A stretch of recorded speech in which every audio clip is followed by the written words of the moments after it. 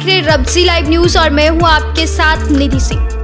जन कल्याण का अर्थ होता है बिहार में या फिर जितने भी आम पब्लिक जनता होते हैं उनको लेकर के उनके जन कल्याण को लेकर कुछ अच्छे कार्य करना, उनकी मुश्किलें को हल करना, यानी कि जन कल्याण राशन कार्यधारी संघ बिहार के आज दो युवा हमारे साथ मौजूद हैं। सबसे पहले प्रदेश अध्यक्ष राजेश पासवान जी और दूसरे में संरक्षक श्री दशरथ पासवान जी। तो राजेश पासवान जी, आपका हमारे चैनल रब्जी लाइव में बहुत बहुत स्वागत है। बहुत बहुत धन्यवाद। आप पहले मुझे ये बताइए कि आपको इस पोस्ट पे आने का क्या ये चढ़ा था कि आप यहाँ पे आए, ये क्यों सोचे कि लोगों का मैं कल्याण करूँगा? सबसे पहली बात तो मैं बता दूं कि मैं जब से होश संभाला हूँ तब से राजनीति और समाज सेवा में हमको रुचि रही है बचपन से, क्योंकि हमारी माँ भी सोशल वर्कर थी। 1990 में डीएम राजवाला वर्मा जब लालू जी की सरकार बनी थी तो मेरी माँ एंट्री से डीएम राजवाला वर्मा द्वारा मनोनीत एनिमेटर बना था और एक समूह बनाई थी महिला विकास समिति जिसका मैं सचिव था। उससे भी पहले मैं छोटा था, लमसम 10 बरस के, तो माले का भी झंडा मैं ढोया हूँ सरोज चौकी के पीछे लाल सलाम में। और लाल सलाम से माले से मैं ये सीखा कि ज़मीन पर रह कर संघर्ष कैसे करता है लोग। तो उस समय से मैं थोड़ा लिखते पढ़ते पढ़ाते क्लास करते हुए समाज सेवा में हमको रुचि होने लगी। 2007 में मैं पहली बार जब दशरथ जी से मिला तो इनकी भावना को समझा, इनके अंतर आत्मा में जो बस रहा था गरीबों के प्रति दुख दर्द देखने का और हल करने का, उस मिजाज को मैं समझा। तो मैं कहा कि मेरे लाइक ये विषय है, तो मैं जुड़ गया। 2007 से लेकर 14 तक ले इनके साथ संघर्ष किया। फिर उसके बाद इन्होंने अपना ईमानदारी पूर्वक मेरा मेहनत, कर्मठता और नेतृत्व को देखकर अध्यक्ष बनाया। और अध्यक्ष बनाने के बाद हम लोग पूरे पटना जिला से आवाज़ उठाने लगे गरीब गुरबा का, जो बिना नोटिस के वैकल्पिक व्यवस्था को उजाड़ दिया जाता है, राशन कार्ड रहने के बावजूद भी नाम काट दिया जाता है, राशन कार्ड रहने के बावजूद भी राशन नहीं दिया जाता है। एक बात हमारा, जब आप इस जो आपका ये मुहिम है जिसमें आप राशन सिर्फ ऐड कर रहे हैं, तो क्या इसमें लोगों का राशन जो मिलता है उस पर ही आप आवाज़ उठाते हैं, या फिर बहुत सारे लोग अभी देख रहे होंगे कि बहुत सारे लोग रोड पे रहते हैं, झोपड़ी बनाकर उनकी आशियाना तोड़ दी जाती है, उस पर भी आप आवाज़ उठाते हैं? जी, मैं एक संगठन से भी जुड़कर काम कर रहा हूँ। उस संगठन से भी या अपने स्तर से भी केंद्र सरकार और बिहार सरकार के ध्यान आकर्षित करवाते रहते हैं। हमेशा से हम लोग मजिस्ट्रेट से भिड़ जाते हैं, जिला प्रशासन के लोग से भिड़ जाते हैं कि भाई जब सुप्रीम कोर्ट और हाई कोर्ट का हवाला है कि बिना पूर्ण वैकल्पिक व्यवस्था के शहरी गरीबों को उजाड़ा ना जाए, तो उनको आदेश का धज्जी उड़ाते हुए ये लोग अपना मनमानी ढंग से गरीबों को बेबुनियादी तौर पे क्यों उजाड़ दिया जाता है, बिना कोई नोटिस के क्यों उजाड़ दिया जाता है? क्योंकि वो लोग भी यहाँ के वोटर हैं, यहाँ के नागरिक हैं, यहाँ पर उनका भी दुख सुख गुजरा है। अभी तक लीजिए मलाई पकड़ी हाल में मेट्रो के नाम पे जो उजाड़ दिया गया, लमसम 1967 के बाद यहाँ पर सियार कुत्ता बोला करता था, गहरा था। यहाँ पर लोग कैसे कैसे नली नाली जंगल झाड़ काट कर ऊँचा कर रहने लायक बना दिया। तो लायक बन गया तो देख लीजिए क्या हाल है सामने। उसी तरह सहगटी मस्जिद हो गया, रेलवे फील्ड हो गया, कंकड़बाग हो गया, फिर धर लीजिए मलाई पकड़ी हो गया। कल भैया वहाँ आग लगी थी शास्त्री नगर में परसों बुधवार बृहस्पतिवार को, तो वहाँ मैं वेरिफिकेशन करने गया था अपना टीम के साथ। तो वहाँ के स्थिति को देखकर मैं दंग रह गया। देखा कि जिसकी घर जल गई है, पूरी संपत्ति जल गई है, उसकी चिंता किसी को नहीं है। निगम अपना मलबा हटा रहा है, डोजर भी रहा है, और कुछ गणमान्य लोग जो थे वो केवल कुछ खाद्य सामग्री जिसको इतना शक्ति था कर रहा था। मगर मैं रियल पूछता हूँ कि जो वहाँ के विधायक हैं, जो वहाँ के मंत्री हैं, जो इस राज्य का नेता है, जो हमारे मुखिया हैं, उनको तो कम से कम जाकर सहानुभूति बटोरना चाहिए था। उनको तो इस दुख दर्द में साथ देना चाहिए था। जितना स्तर से हो सके मदद करना चाहिए था। हमने अपना संगठन के डायरेक्टर को बोला और अपने स्तर से भी यानी कि जो होता है नैतिकता के आधार पर विचारधारा प्रदान करना, वो मैंने किया। लोग तो संतुष्ट हो गए, क्योंकि आपदा दो प्रकार की होती है, एक मानव रहित, एक प्राकृतिक। और मानव रहित प्राकृतिक आपदा दोनों गरीब पर भारी रहता है, हर मौसम हर समय में। तो उसी के अधिकार के लिए, उसी को आत्मनिर्भर बनाने के लिए, उसी को बल देने के लिए हम लोग हमेशा तत्पर रहकर काम करते हैं। और मेरा उद्देश्य ये रहता है कि गरीब तक लाभ पहुँचे, वो भूखा ना मरे, वो शिक्षित बने, संगठित बने और संघर्ष करें। आइए अब हम इस मुहिम के संरक्षण श्री दशरथ पासवान जी से बात करते हैं। तो सर, आपका भी हमारे रबजी लाइव में सबसे पहले बहुत बहुत स्वागत है। मैं भी रबजी लाइव को धन्यवाद देता हूँ जो हमें इस स्टूडियो में बुलाने का काम किए हैं, और हम तहे दिल से शुक्रिया अदा करते हैं कि स्टूडियो का नाम और हमारे साथ ऊंचा हो। सर, आपका जो मुहिम है गरीबों का जन कल्याण करना, आप हमेशा गरीबों की आवाज़ उठाते हैं, तो क्या कभी ऐसा हुआ है कि आप किसी गरीब का आवाज़ उठाने गए तो आप पे वो चीज़ कहीं भारी पड़ा हो? ऐसा भारी पड़ा है, हम पर एक मुकदमा में हुए, हम जेल भी गए हैं और हमें फंसा भी दिया गया। आप गरीबों का कल्याण करते हैं और आप खुद जेल गए हैं। खुद जेल गए हैं, बाल बच्चों को रोड पर छोड़ के गए हैं। यही नहीं, हम पर हत्या का मुकदमा भी करवाया गया है। ये देखिए, जो लोगों का जन कल्याण का काम करते हैं उन पे इतना मुकदमा भी चलाया गया है। हाँ, क्या ये सही है? तो बिल्कुल सही है।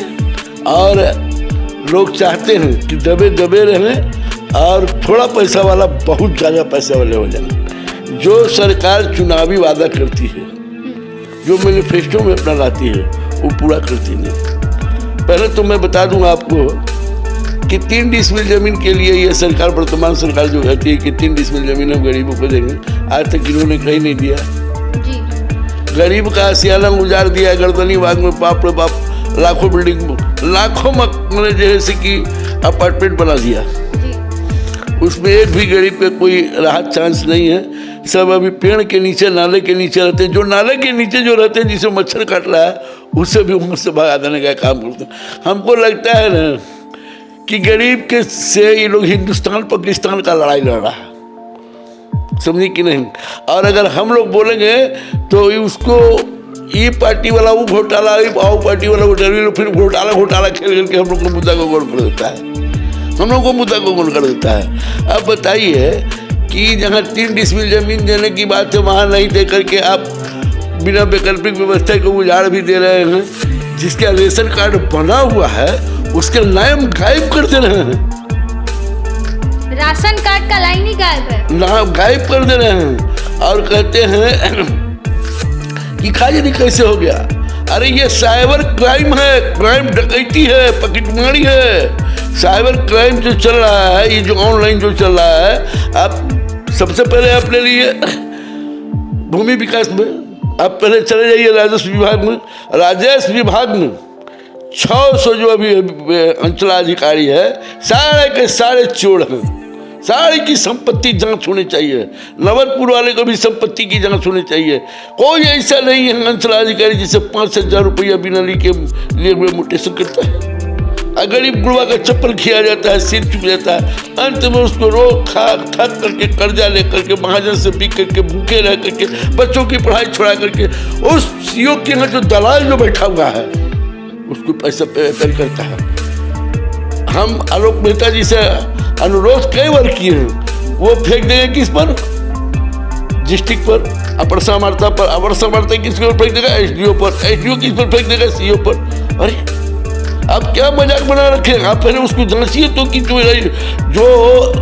एथी हुआ है, जो रजिस्ट्री हुआ है, वो रजिस्ट्री का कागज सही है या नहीं है। अगर नहीं है तो रजिस्ट्री कैसे किया निबंधन पदाधिकारी? एक बात और बताइए कि जो आप ये काम करते हैं, लोगों का कल्याण करते हैं, तो इसके बाद लोग आप पे कितना भरोसा करते हैं कि हाँ, आप मेरी मदद के लिए अभी आए हैं, तो मुझे पूर्ण भरोसा है कि आप मेरी कल्याण कर देंगे। देखिए, सवाल है कि जहाँ जहाँ होता है, हमको न्योता लेकर कार्ड देने पर नहीं जाते हैं।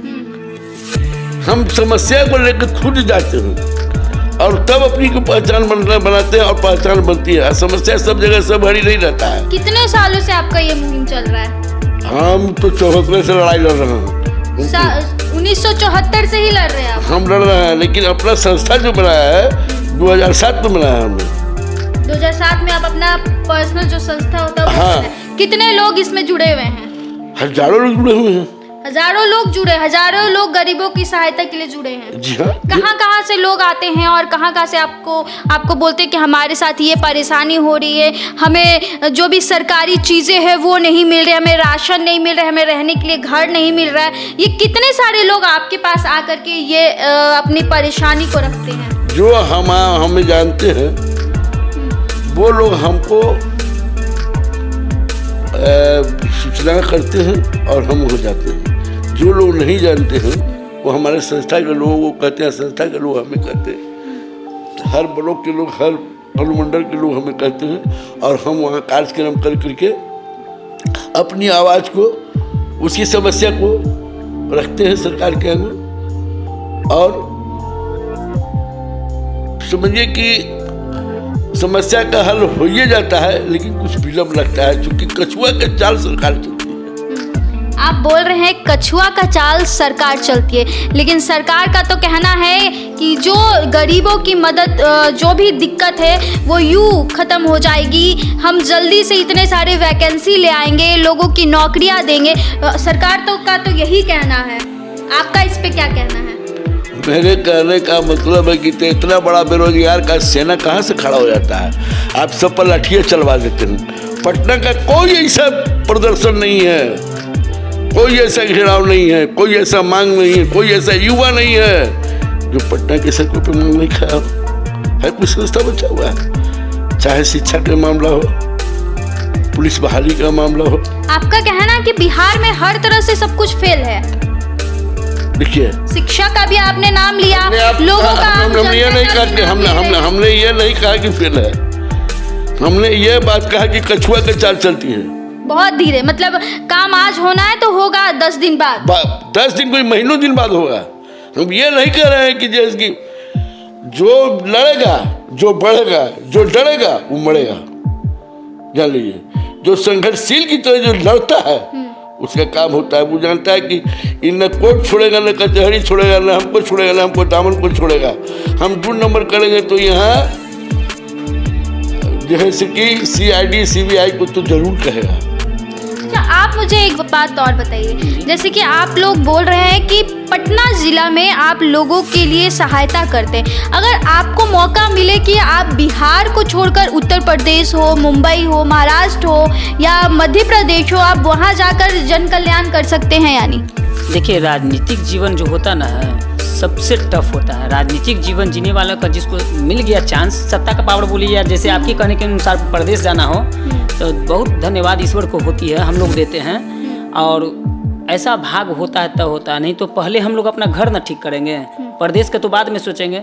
अभी हम लोग 2007 से आज 2023 में चल रहे हैं। समस्या इतना है ना, और समस्याएं की जड़ इतना ज़्यादा नीचे गड़ गई है कि आने वाली समय में फिर से महात्मा गांधी, सुभाष चंद्र बोस, राजगुरु भगत सिंह को जन्म लेना होगा, या तो उनकी आत्मा किसी में प्रवेश कर जाए तो ऐसा विचारधारा आ जाए, फिर से आर्थिक आज़ादी की लड़ाई हम लोग जीत जाए। आज हमारा देश अंग्रेज की गुलामी से तो आज़ाद हो गई है, मगर आर्थिक गुलामी के जंजीर में फंस गई है।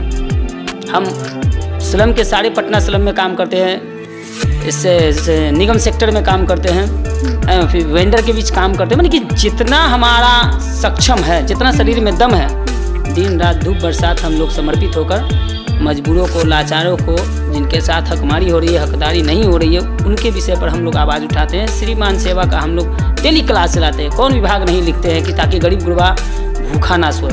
अभी हम एक न्यूज़ दिखा रहे थे आपको, मैं दिखा देता हूँ, थोड़ा सैंपल दिखा देता हूँ, क्षमा कीजिएगा।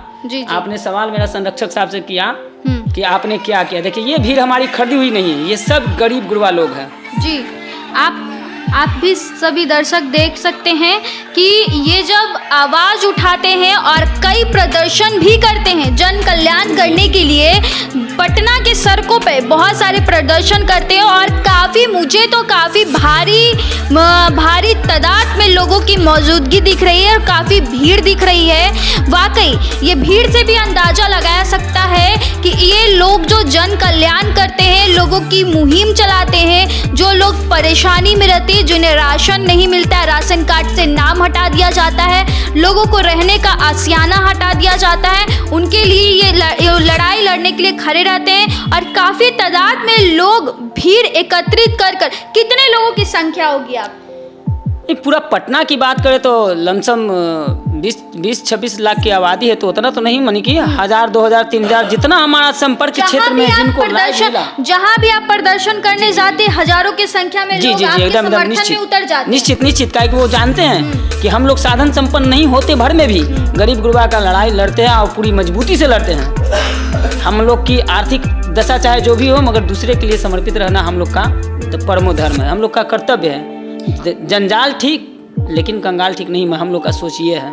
आप दोनों से मिलकर मुझे तो वाकई बहुत अच्छा लगा, और खासकर इसी तरह से आप लोग लोगों का जन कल्याण करते हैं। कुछ नहीं तो लोगों की आशीर्वाद तो आप लोगों को हमेशा मिलेगी। हम सबसे बड़ी बात है कि हमारा लड़ाई भ्रष्टाचार और पेट से है। जी। भ्रष्टाचार में, अकंठ भ्रष्टाचार में डूबा हुआ आपका राजस्व विभाग है, और इससे बचा हुआ है तो आपूर्ति विभाग है। आपूर्ति विभाग में जो एसएफसी के माध्यम से, और जो इसका ऑपरेटर जो है ई पॉस मशीन का, महा खतरनाक है।